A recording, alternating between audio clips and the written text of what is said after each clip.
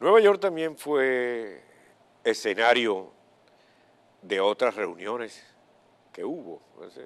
Esa es una semana política clave, determinante. Bueno, allí estuvo el diputado Armando Armas, diputado a la Asamblea Nacional. ¿Cuáles fueron? Bueno, buenas noches, ¿cómo estás?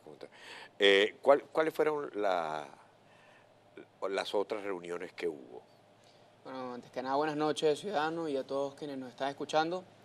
Efectivamente, yo estuve en una delegación, hemos estado haciendo un trabajo en favor de los derechos humanos, en favor de la denuncia de la violación de los derechos humanos, sobre todo de los presos políticos, sobre todo tenemos varios en el estado Anzoátegui, donde soy representante, con situaciones trágicas, y pues el ambiente político en general de lo que nosotros estamos tratando de articular, o mejor articular y mantener, que es este apoyo internacional indudable que hoy en día estamos teniendo los venezolanos, los demócratas venezolanos, por parte de muchísimos países del hemisferio. En tal sentido, en esa semana en Nueva York estuvo uno de los eventos, uno de los grandes eventos, donde se reúne sociedad civil, con políticos, con diplomáticos y con personas del mundo empresarial, una organización que tiene 7 años haciendo este foro bastante prestigioso, que se llama Concordia, y en cabeza del secretario general de la organización Concordia, el panel sobre Venezuela, donde estuvo participando personas como el expresidente Aznar, como Ricardo Hausmann del Instituto de Desarrollo de Harvard, venezolano, exministro, ustedes conocen, el primer vicepresidente de la Asamblea Nacional, Freddy Guevara, el alcalde David Smolansky, que hoy en día está en Oslo, y bueno, estuvimos ahí acompañando en la delegación de la democracia, la delegación que lucha a favor de los derechos humanos. ¿Cómo estuvo la prensa con ustedes? ¿Había curiosidad? O sea, hay tantas reuniones en ese momento en Nueva York. ¿Había interés por el tema venezolano? Bueno, sin lugar a dudas. O sea, a todo nivel además. Prensa local de Nueva York, lo dijo Maybor Petit, y a nivel global, medios de comunicación internacionales. Claro, entendiendo la dinámica de lo que significa el caso de Norcorea. Pero incluso cuando el canciller de Norcorea se para en la declaración, en la Asamblea General de Naciones Unidas, a darle el respaldo al régimen de Venezuela, o sea, cuando el régimen de Norcorea le da el respaldo al régimen de Venezuela en medio de este mare magnum que está pasando, donde el principal protagonista en los primeros días fue Venezuela y luego Norcorea, pues sabemos cómo se están partiendo las aguas hoy en día en la dinámica de quienes están a favor y quienes están en contra de la libertad, quienes están a favor y quienes están en contra del terror, quienes están a favor y quienes están en contra de los principios y valores democráticos, de la defensa de los derechos humanos, etc. Y nosotros sin dudar estamos del lado correcto de la historia, del lado de la democracia, del lado de los derechos humanos, del lado de la libertad. Hay un tema que hay una constitución nacional mundial, hay una constitución mundial aceptada por todos los países. Esa es la Carta de los Derechos Humanos. Hoy en día el tema de los derechos es mundial. Y el país que escapa o que transgrede lo establecido en esta carta, generalmente es sancionado, inclusive un premio Nobel muy importante. En su país hubo una minoría que se quejó y ella tuvo que meter un frenazo en ese sentido, darle una explicación al mundo sobre eso. Sí, el caso de Myanmar que usted está diciendo, exacto, con Aung San Suu Kyi y la minoría musulmana que está siendo masacrada por parte de los militares. Debemos entender que había una junta militar y debemos hablar un poco de esto.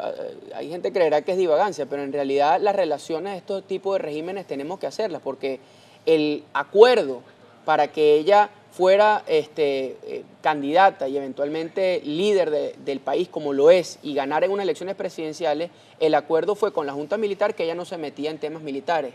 Algo similar a lo que pasó en Chile, ustedes conocen muy bien el caso en el 80. Pero luego los militares empiezan a masacrar a esta gente y ella como presidenta tiene que decir algo. O sea, presidenta del país. Es decir, en función de lo que usted está comentando, que en función de unos derechos universales que están centrados en los pactos internacionales que tienen que ver con los derechos humanos. Más antiguo incluso los pactos y los acuerdos interamericanos. Es la Organización de Derechos Humanos internacional más antigua, es la Organización de Estados Americanos, y con ese talante, con ese semblante, con esa impronta y con esa autoridad que está teniendo hoy en día el secretario general Almagro, a quien nosotros le damos todo nuestro respaldo, pues se está iniciando un proceso muy interesante con quien fuere fiscal de la Corte Penal Internacional como asesor, que es el doctor Luis Moreno Ocampo, y estamos en etapas de audiencias públicas en la Organización de Estados Americanos para llevar todo lo que es el caso de violación flagrante a los derechos humanos en Venezuela. Precisamente el doctor Viera Blanco y un grupo más de venezolanos, no recuerdo los nombres, presentaron una serie de firmas en la Corte Internacional de Justicia en La Haya sobre violaciones de derechos humanos. ¿Qué posibilidades tienen estas acciones que se están intentando? ¿Cómo redunda en beneficio del pueblo venezolano en conseguir su libertad? Pero es que no es solamente en función del pueblo venezolano.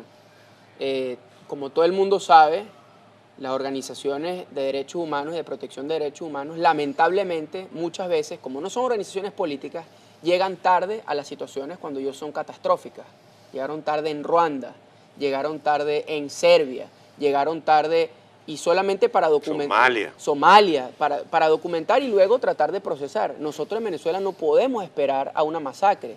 Y como político, le digo, o sea, se puede dudar de que nosotros hagamos las cosas bien o mal, errando o no, pero lo que nunca se puede dudar es de nuestra buena fe en la necesidad que tenemos de salir de este régimen lo antes posible para evitar más calamidades, porque queremos evitar más muertes, queremos evitar más desesperación, queremos evitar la tragedia que está sucediendo en Venezuela. Y nosotros, con mucha humildad, nos podemos equivocar o no. Yo he sido muy beligerante en el tema del activismo de calle, como todo el mundo sabe, y todo el mundo, y he dado a conocer mis posiciones públicas.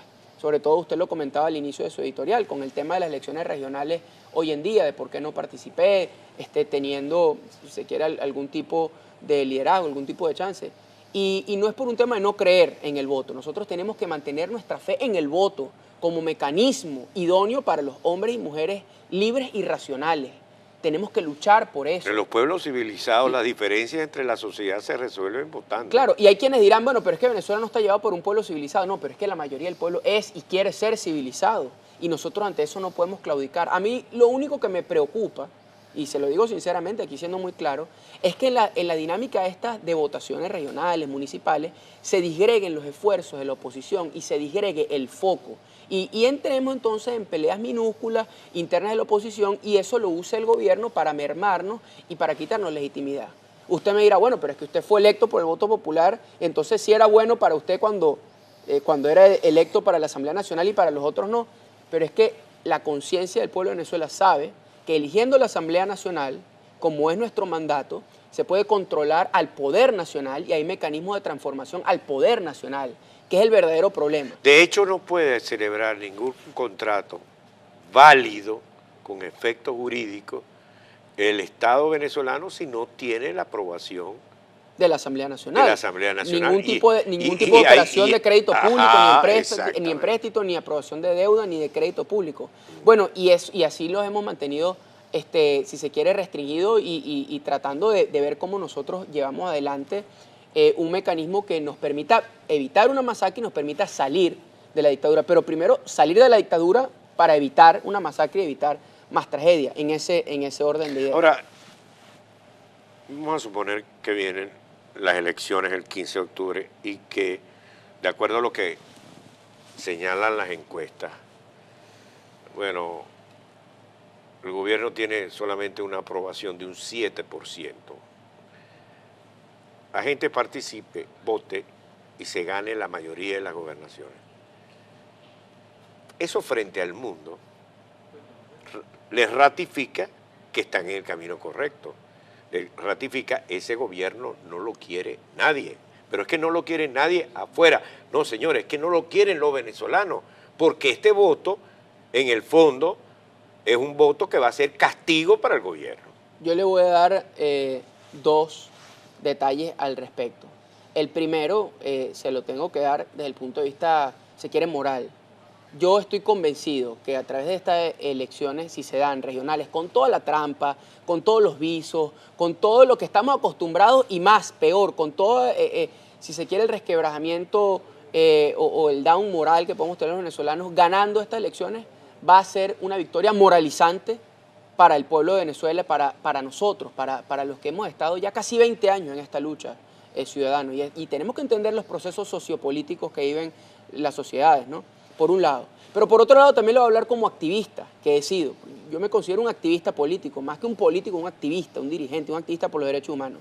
Oye, nosotros tenemos en Anzoátegui 18 años y con un breve paréntesis ahí cuando David de Lima se volteó a Chávez, después se volvió a voltear, usted sabe cómo es ese tema, pero un breve paréntesis que hubo ahí de gobiernos afectos, pero la verdad es que nosotros en Anzoátegui, que es donde yo soy, tenemos 18 años con gobiernos afectos al gobierno nacional. Y ahí está el estado de los más ricos de Venezuela, donde está la faja petrolífera de Orinoco, está cundido de mafia, está cundido de desesperación, servicios públicos que no sirven, y pare usted de contar. Pero desde el punto de vista del activismo político, si nosotros no podemos solventar nada ahorita porque no hay los recursos, porque no hay los mecanismos institucionales, etcétera, de los problemas que más aquejan a los venezolanos, bueno, se puede usar como cabeza de playa y como bastión de lucha democrática, porque, y se lo voy a decir muy claro, nosotros tenemos allá, la Unidad Democrática tiene al menos 100 dirigentes en todo el estado que, por ejemplo, no tienen carro. No tienen carro.